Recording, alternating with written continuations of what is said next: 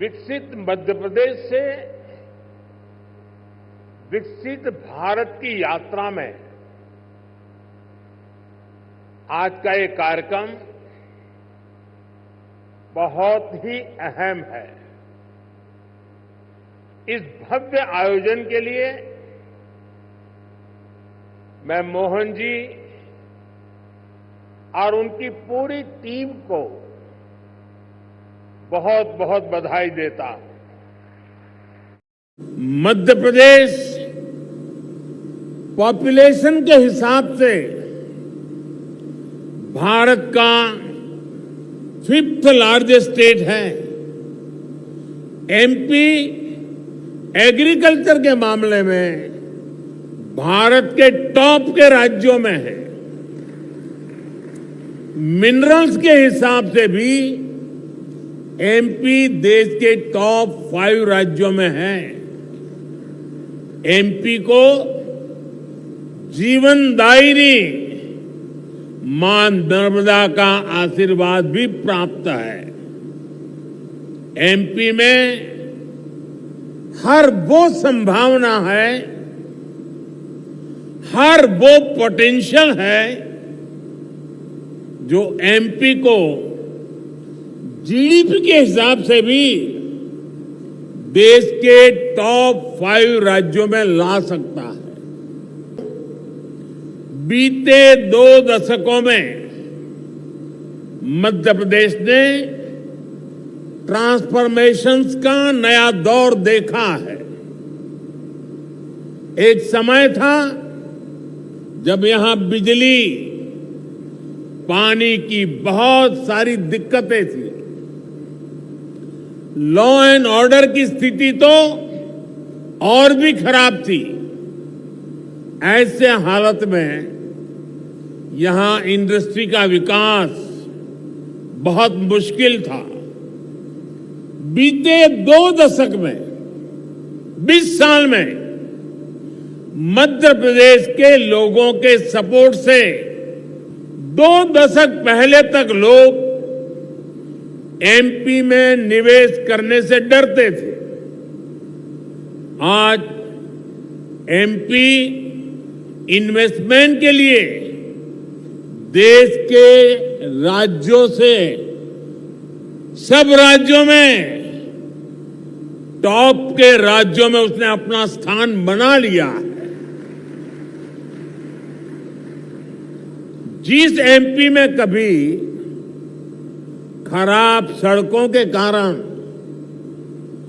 बसें तक प्रॉपर नहीं चल पाती थी, वो आज भारत की ईवी रिवॉल्यूशन के लीडिंग स्टेट्स में से एक है। जनवरी 2025 तक करीब 2 लाख इलेक्ट्रिक व्हीकल एमपी में रजिस्टर हुए हैं। ये करीब 90% ग्रोथ है। ये दिखाता है कि एमपी आज मैन्युफैक्चरिंग के नए सेक्टर्स के लिए भी एक शानदार डेस्टिनेशन बनता जा रहा है। और मैं मोहन जी को बधाई देता हूं, उनकी टीम को बधाई देता हूं कि उन्होंने इस वर्ष को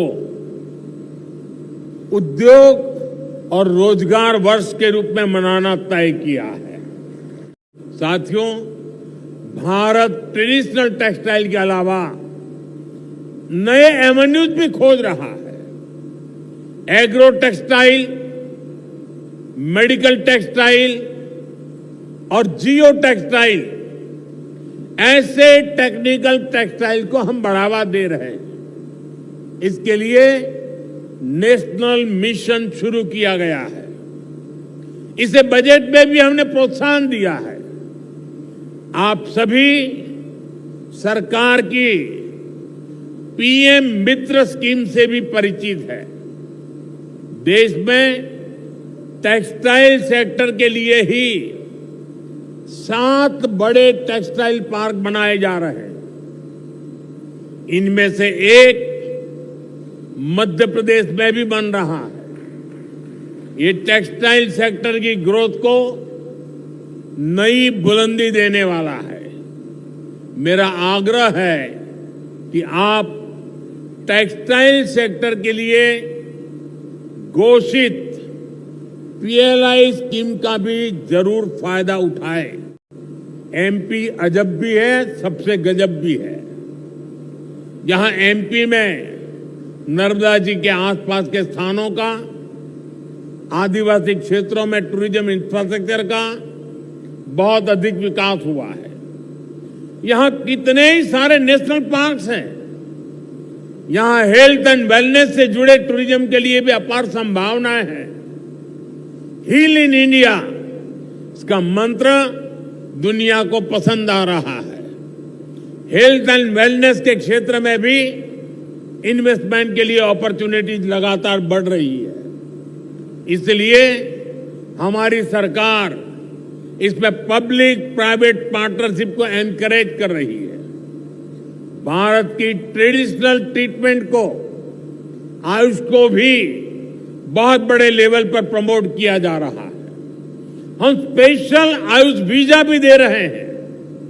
इन सभी से एमपी को भी बहुत फायदा मिलने वाला है। वैसा साथियों, आप यहां आए हैं तो उज्जैन में महाकाल महालोक देखने जरूर जाएं।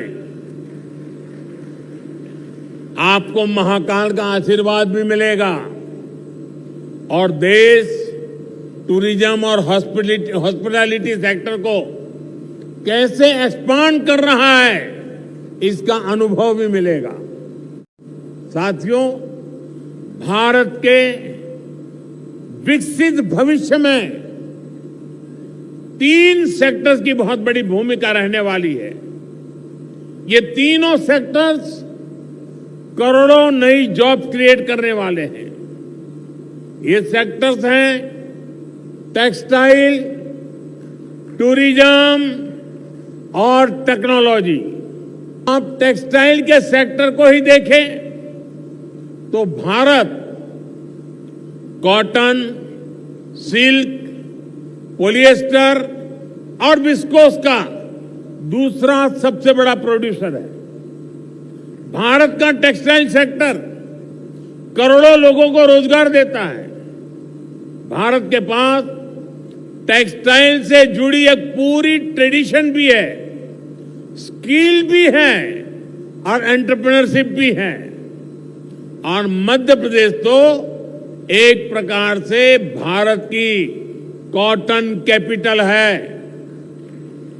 भारत की करीब 25% organic cotton supply Madhya Pradesh से ही होती है।